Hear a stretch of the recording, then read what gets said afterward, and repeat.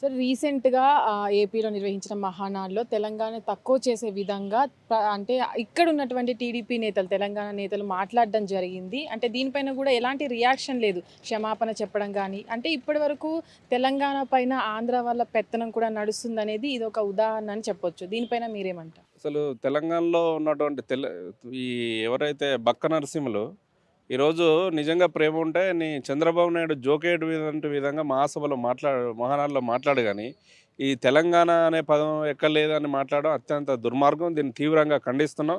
ఈ వ్యాఖ్యలను వెంటనే వెనక్కి తీసుకోవాలని కూడా ఈ సందర్భంగా డిమాండ్ చేస్తున్నాం. అసలు బక్క నరసింహులు అసలు ఈ తెలంగాణోడా లేకపోతే ఆంధ్రోడా? అసలు ఇక్కడనే పుట్టి ఇక్కడ ఉన్నటువంటి ఆలోచన కలిగినటువంటి వ్యక్తి అక్కడ ఆ మహానాడు పోగానే తెలంగాణ అనేటువంటి పదం లేదనేటువంటి మాట్లాడితే చరిత్ర తెలిసి మాట్లాడుతుండా తెలియక మాట్లాడుతుండా? ఉస్మాన్ యూనివర్సిటీకి రా బిడ్డ, నీ చంద్రబాబు నాయుడు కూడా ఉస్మాన్ యూనివర్సిటీకి తీసుకురా. చంద్రబాబు నాయుడుకు ఉస్మాన్ యూనివర్సిటీ తెలంగాణ అంటే ఏంటో బాగా తెలుసు కాబట్టి ఈరోజు అడ్రస్ లేకుండా ఆంధ్రలో ఈరోజు ముఖ్యమంత్రి అక్కడ ఉన్నటువంటి పరిస్థితి ఉంది. తెలుగుదేశం జెండాకి ఇక్కడ తెలంగాణలో అడ్రస్ లేకుండా చేసింది ఇక్కడ తెలంగాణ ప్రాంతం. కాబట్టి నీకేమన్నా సందేహాలు ఉంటే ఉస్మాన్ యూనివర్సిటీ ఆర్ట్స్ కాలేజ్కి రా అని కూడా ఈ సందర్భంగా బక్క నరసింహులు కానీ అటు తన అనుచర వర్గానికి అటు టీడీపీకి కూడా మేము హెచ్చరిక జారీ చేస్తున్నాం. తెలంగాణ మీద అమర్యాదగా తెలంగాణ భాషను తెలంగాణ యాసను కించపరిచినటువంటి పరిస్థితి ఉంది. తెలంగాణ తీవ్రంగా దోపిడీ గురవుతుంది అనేటువంటి విధంగానే తెలంగాణ మాకు కావాలని పోరాటం చేస్తూనే వచ్చినటువంటి త్యాగాలతో వచ్చినటువంటి తెలంగాణలో కూడా ఇంకా మీ పెత్తనం ఏంది? ఇంకా మీ మీ అసలు ఇంకా ఇంకా తెలంగాణ వచ్చినా కూడా ఇంకా ఇక్కడనే సెటిలర్స్ పేరు మీద ఈరోజు తెలంగాణ ప్రజల మీద బలవంతంగా మీ పెత్తనం చేస్తే మాత్రం చూస్తూ ఊకోం. ఖబర్దార్ బిడ్డ, ఇకనైనా ఇట్లాంటి చిల్లర మల్లరటువంటి పనులు మానుకోవాలి. ఇట్లాంటి చరిత్ర తెలవకుండా, చరిత్ర మీద అవగాహన లేకుండా ఇట్లా మాట్లాడితే మాత్రం ఊరుకోవని ఈ సందర్భంగా హెచ్చరిక జారీ చేస్తున్నాం. అదేవిధంగా తెలంగాణకు సంబంధించినటువంటి మేధావి, ఉస్మాన్ యూనివర్సిటీ ప్రొఫెసర్, అనాలిసిస్టు అనేక విషయాల మీద దేశంలో కానీ ప్రపంచంలో కానీ వస్తున్నటువంటి రాజకీయ అంశాలపైన ప్రజల్ని సమాజాన్ని చైతన్యం చేసేటువంటి ఒక మేధావి పైన ఆయన ఒక అనాలిసిస్ చేస్తే దాన్ని ఖండించాల్సింది పోయి ఆంధ్రలో కేసులు పెట్టి నిన్ను అరెస్ట్ చేస్తాం అనేటువంటి విధంగా ఆంధ్ర పోలీసులు వచ్చి తన ఇంటికాడికి వచ్చి బెదిరిస్తున్నటువంటి ధోరణి ఏదైతే ఉందో యావత్ తెలంగాణ ప్రజానికాన్ని బెదిరించేటువంటి విధంగా కనబడుతుంది. ఈరోజు ముఖ్యమంత్రి రేవంత్ రెడ్డి చాలా స్పష్టత ఇవ్వాలి. ఈరోజు ముఖ్యమంత్రి రేవంత్ రెడ్డి తెలుగుదేశం జెండా మీద ఈరోజు రాష్ట్రాన్ని ముఖ్యమంత్రిగా ఉన్నాడా, లేకపోతే చంద్రబాబు నాయుడు జీతగాడిలాగా ఈరోజు తెలంగాణను పాలిస్తున్నటువంటి విషయాన్ని కూడా తెలుసుకోవాలి. ఈరోజు రాహుల్ గాంధీ గారు కూడా దీనిపైన మాట్లాడాల్సినటువంటి అవసరం ఉంది. ఈరోజు కాంగ్రెస్ పట్ట ఈరోజు తెలంగాణలో తెలుగుదేశం పార్టీ రూలింగ్ చేస్తుందా అనేటువంటి సందేహం ఈరోజు తెలంగాణలో వస్తుంది. ఎందుకంటే ప్రొఫెసర్ నాగేశ్వరరావు మీద ఇంత విషయం చర్చ జరిగితే ఏ ఒక్క మినిస్టర్ స్పందించడు, ముఖ్యమంత్రి స్పందించడు.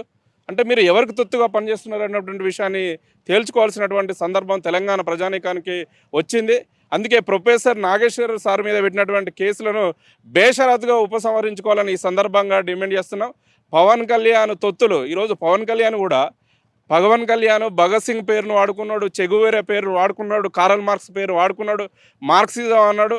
అసలు తాకట్లో భారతదేశం తరిమిలి నాగిరెడ్డి పుస్తకం చదివినట్టు షోలు చేసి మార్క్సిజం పుస్తకాలు పట్టుకొని ఫోటోలు షూటింగ్లు చేసి తెలంగాణ ప్రజలంటే ప్రేమ అని అది ఇదని రకరకాల మాట్లాడినటువంటి పవన్ కళ్యాణ్ ఈరోజు తెలంగాణ అనాలిసిస్టు ఒక సమాజం పైన అనేక విషయాల మీద సుదీర్ఘమైనటువంటి విశ్లేషణ కలిగినటువంటి మేధావి మీద కేసులు పెడుతుంటే ఏం చేస్తున్న పవన్ కళ్యాణ్? బేషరతుగా పవన్ కళ్యాణ్ కేసులు పెట్టడమే కాదు, తన అనుచర వర్గం జోకేటువంటి వాళ్ళను నిన్నగాక మొన్న తన జోకేటువంటి వర్గంతో సోమాజిగూడలో ప్రెస్ క్లబ్లో ప్రెస్ మీట్ పెట్టి తిట్టేటువంటి పరిస్థితి తీసుకొచ్చిండు.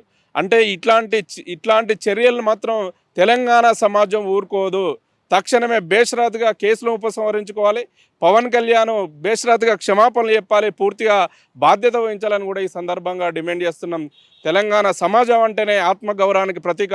తెలంగాణ సాయుధ పోరాటం అనేటువంటి విరోచితమైనటువంటి గడ్డ ఇది. తెలంగాణ అంటే ఎవడికి లొంగనటువంటి గడ్డ. ఈ గడ్డతో పెట్టుకుంటే ఎవడు కూడా అడ్రస్ ఉండదని కూడా ఈ సందర్భంగా వీళ్లకు హెచ్చరిక జారీ చేస్తున్నాం.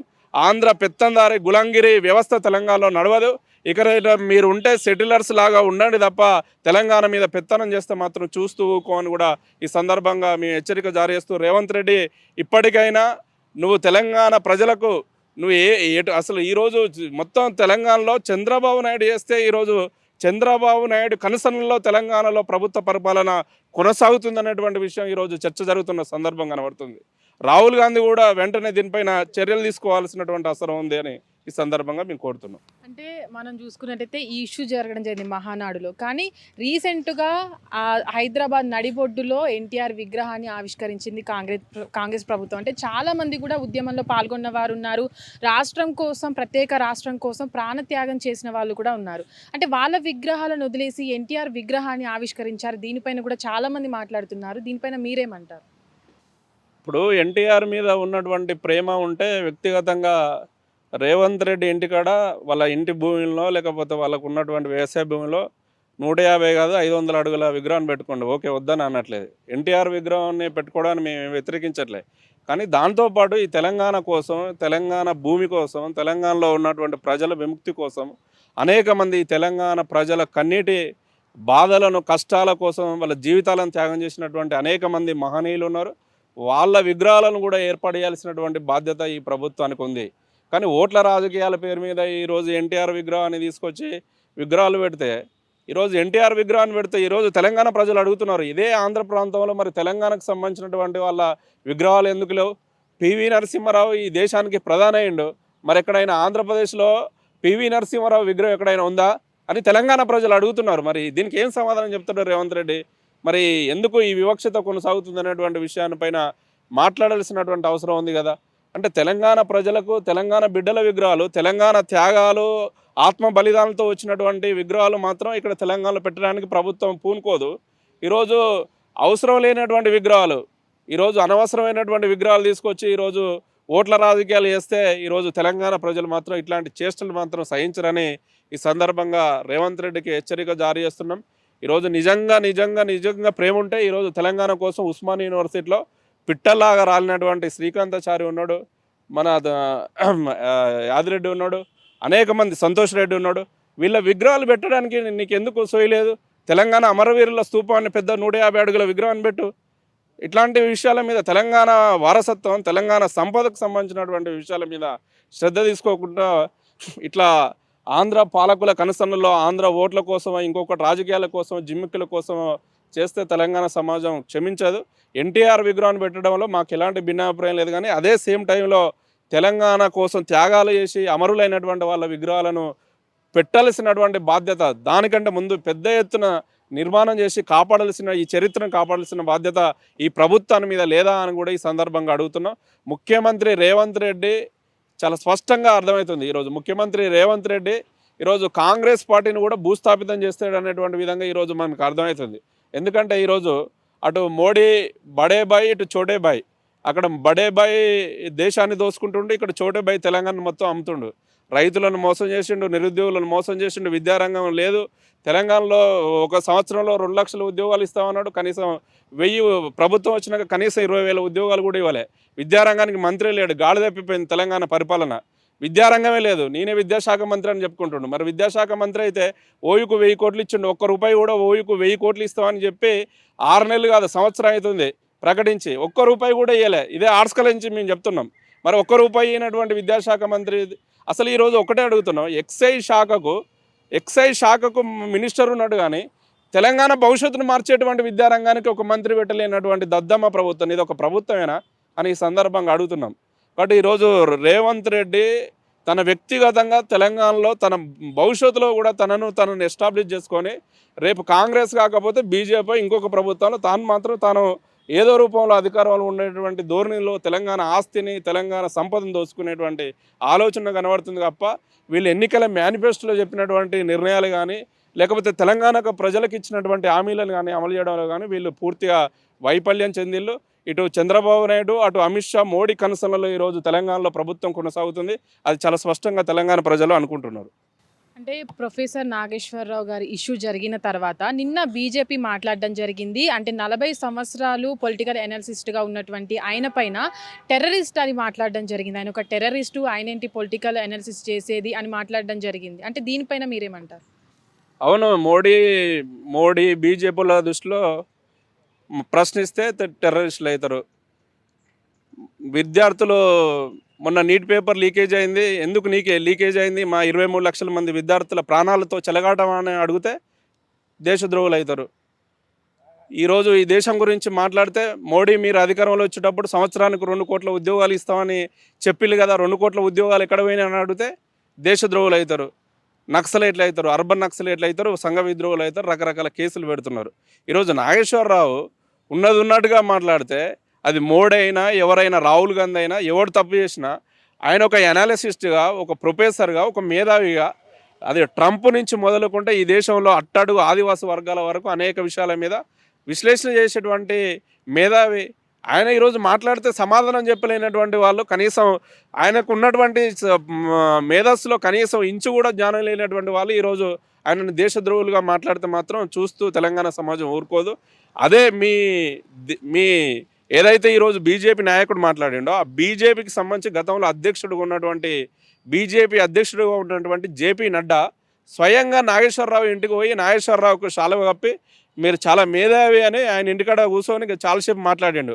మరి మీ అధ్యక్షుడే జేపీ నడ్డా ఇప్పుడు ప్రజెంట్ క్యాబినెట్ మినిస్టర్ అనుకుంటా, ఆయనే అట్లా మాట్లాడితే మరి దేశద్రోహుల ఇంటికి ఎట్లా పోయిండు, ఆ నక్సలైట్ ఇంటికి ఎందుకు పోయిండు? మరి అంటే మీరు దేశద్రోహులను ఎంకరేజ్ చేస్తున్నారా? అంటే మీ అధ్యక్షుడు ఎంకరేజ్ చేస్తున్నాడా?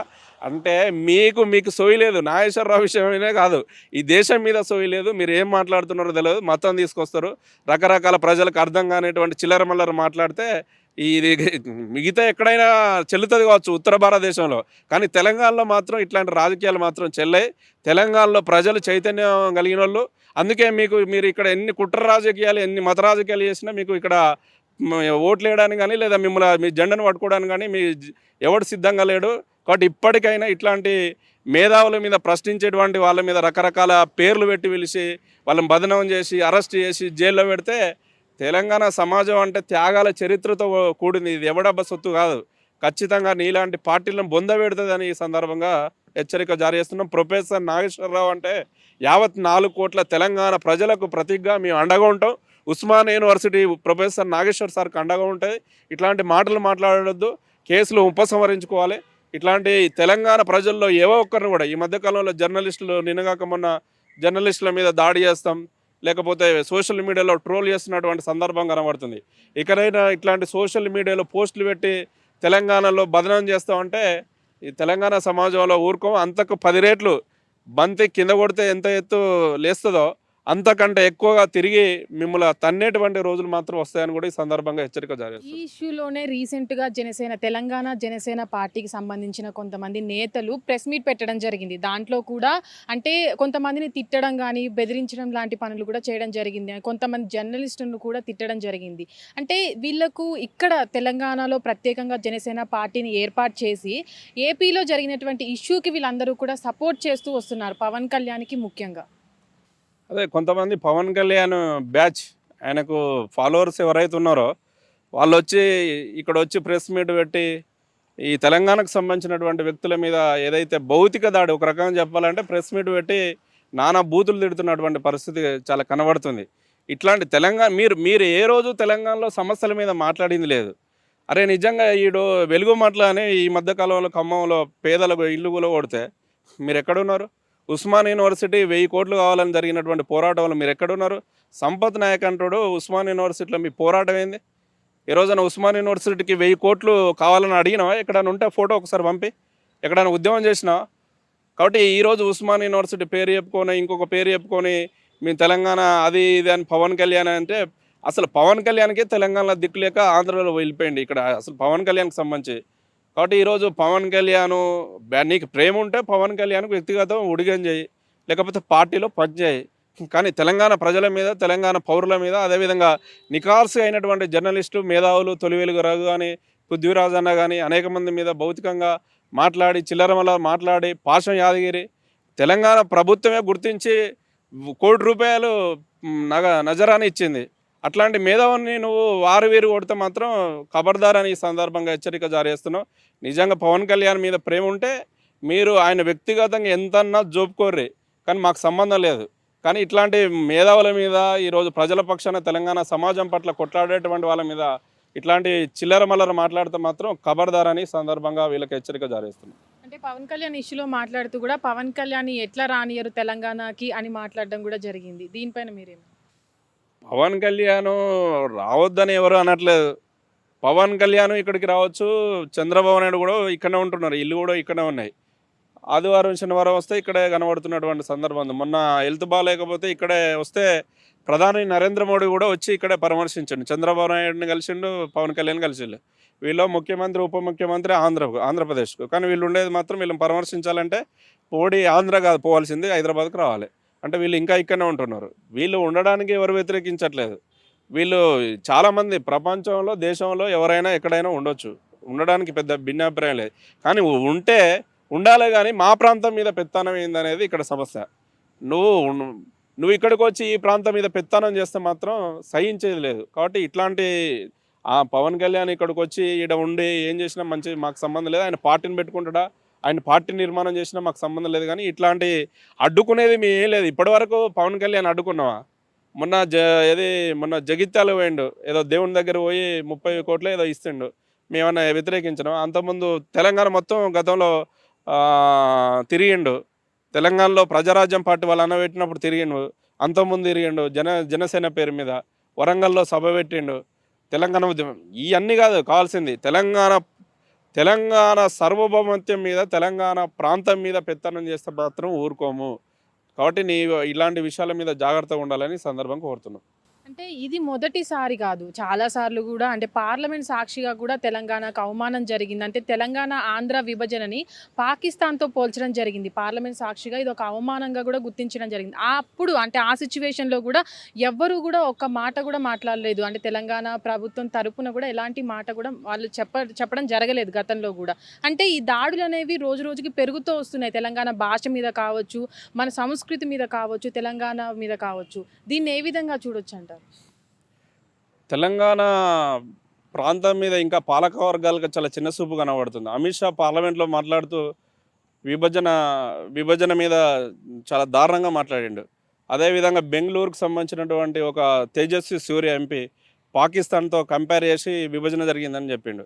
మరి ఆ రోజు మీ సుష్మా స్వరాజ్ ప్రతిపక్ష నేతగా ఉండి పూర్తి సంపూర్ణమైనటువంటి మద్దతు ఇచ్చింది కదా. మీరు ఆ రోజు మద్దతు లేకుండా ఈరోజు తెలంగాణ అందరి మద్దతుతోనే కదా ఏర్పడ్డది. మరి ఈరోజు విభజన మీద ఇట్లా దారుణంగా మాట్లాడితే ఈ తెలంగాణలో ఉన్నటువంటి క్యాబినెట్ మినిస్టర్లు కిషన్ రెడ్డి, బండి సంజయ్ ఏం బిక్తున్నారు? గడ్డి బిక్తున్నారా? మీరు ఇక్కడ ఉన్నటువంటి వాళ్ళు తెలంగాణ ప్రజల ఓట్లతోనే ఇక్కడ పార్లమెంట్లో మెంబర్స్ అయ్యి ఇక్కడ కేంద్ర మంత్రులు అయితే, మీ వాళ్ళు విభజన మీద ఇంత దారుణంగా మాట్లాడుతుంటే ఇక్కడ తెలంగాణ ప్రాంతంలో 8 మంది ఎంపీలు ఉండి కనీసం మాట్లాడకపోవడం సిగ్గుచేటు. కాబట్టి తెలంగాణ ప్రాంతం మీద చులకన అనేటువంటి స్వభావం మొదటి నుంచి పాలక వర్గాలకు ఉన్నాయి. కాబట్టి తెలంగాణ భాష అంటే, తెలంగాణ యాస అంటే, తెలంగాణ ప్రాంతం అంటే ఇట్లా తెలంగాణ ప్రజలు చాలా అమాయకులు అనేటువంటి విధంగా ఉన్నారు. తెలంగాణ ప్రజలు చాలా చైతన్యం కలిగిన వాళ్ళు. ఈ దేశానికి కాదు ప్రపంచానికి విజ్ఞానం అందించేటువంటి అనేక మంది మేధావులు ఉన్నారు. కాబట్టి తెలంగాణ ప్రాంతం మీద ఇట్లాంటి విభజన మీద కానీ లేకపోతే ఇంకొక రాజకీయాలు తీసుకొస్తే మాత్రం ఊరుకునేలేదు. అందుకే ఇప్పుడు కేంద్ర ప్రభుత్వం నరేంద్ర మోడీ వచ్చి దేశంలో ఎక్కడికో పోతుండు, బెంగాల్ పోయి అక్కడ పోయి ఇక్కడ పోయి ఎన్ని మీటింగ్లు పెట్టినా తెలంగాణకు వచ్చి ఏమైనా మీటింగ్లు పెడితే తెలంగాణలో అడ్రస్ ఉందా? మొన్న బండి సంజయ్ కొడుకు విషయంలో బండి భగీరథ్ ఆ సంఘటన మీద ఏం జరిగింది? అంటే ఈరోజు బీజేపీకి సంబంధించినటువంటి వాళ్ళ పప్పులు మాత్రం తెలంగాణలో ఉడకవు. తెలంగాణ మీద, తెలంగాణ విభజన మీద ఇట్లాంటి రాజకీయాలు మాత్రం చేస్తే మాత్రం ఖచ్చితంగా తెలంగాణ సమాజం క్షమించదు. ఇప్పటికే బీజేపీకి తెలంగాణలో అడ్రస్ లేదు. ఇక మొత్తం జెండాను గద్దెలన్నీ ఉడవిక్కొని ఆ నార్త్ రాష్ట్రాలకు మధ్యప్రదేశ్కో లేకపోతే ఉత్తరప్రదేశ్లో మీ జెండాలు పెట్టుకోవాలి తప్ప తెలంగాణలో మీ జెండాలు భవిష్యత్తులో ఎన్నికల్లో మాత్రం తెలంగాణ ప్రజలు మరింత బుద్ధి చెప్తారని కూడా ఈ సందర్భంగా ఖబర్దార్ అని హెచ్చరిక జారీ చేస్తున్నాం. అమిత్ షా నుంచి మొదలుకుంటే మోడీ తన బీజేపీకి సంబంధించినటువంటి మంత్రులు మొత్తం తెలంగాణ విభజన మీద చిల్లరగా మాట్లాడుతున్నారు. ఈరోజు తెలంగాణ విభజన అనేది ఒక డెమోక్రసీ పార్లమెంట్లో చట్టరూపంలో వచ్చింది. అయినా కూడా ఇంత దారుణంగా మాట్లాడడం మాత్రం సరైంది కాదని ఈ సందర్భంగా మేము తెలియజేస్తున్నాం. హిట్ టీవీ యాప్, ఇందులో short news, live news, entertainment shows, movies, digital magazines తో పాటు మీ జిల్లా వార్తలను కూడా ఫ్రీగా చూడొచ్చు. ఇంకెందుకు ఆలస్యం, వెంటనే హిట్ టీవీ యాప్ ని డౌన్లోడ్ చేసుకుని ఫ్రీగా ఎంటర్టైన్మెంట్ పొందండి. Hit TV app. Hit TV app. Please download hit TV app. Hit TV app ని ఫ్రీగా డౌన్లోడ్ చేసుకొని ఎంజాయ్ చేయండి. మీకు నచ్చిన ఎంటర్టైన్మెంట్ కోసం హిట్ టీవీ యాప్ ని ఫ్రీగా డౌన్లోడ్ చేసుకుని ఎంజాయ్ చేయండి. హిట్ టీవీ యాప్ని డౌన్లోడ్ చేసుకుని ఆస్వాదించండి, ఆశీర్వదించండి. ఇంతమంది సెలబ్రిటీలు హిట్ టీవీ యాప్ ని డౌన్లోడ్ చేసుకోండి అని చెప్తున్నారంటే ఎంత మంచి యాప్ ఆలోచించండి. అమెరికా అమెరికా అమెరికా అమెరికాలో చదవాలనుకునే వాళ్ళకి విశ్వసనీయమైన పేరు మన శౌర్య కన్సల్టెన్సీ. UK లో 1 year masters. UK లో 1 year masters. 2 years work permit up to 5 years visa. Contact Saurya Consultancy. Contact 89851 89851.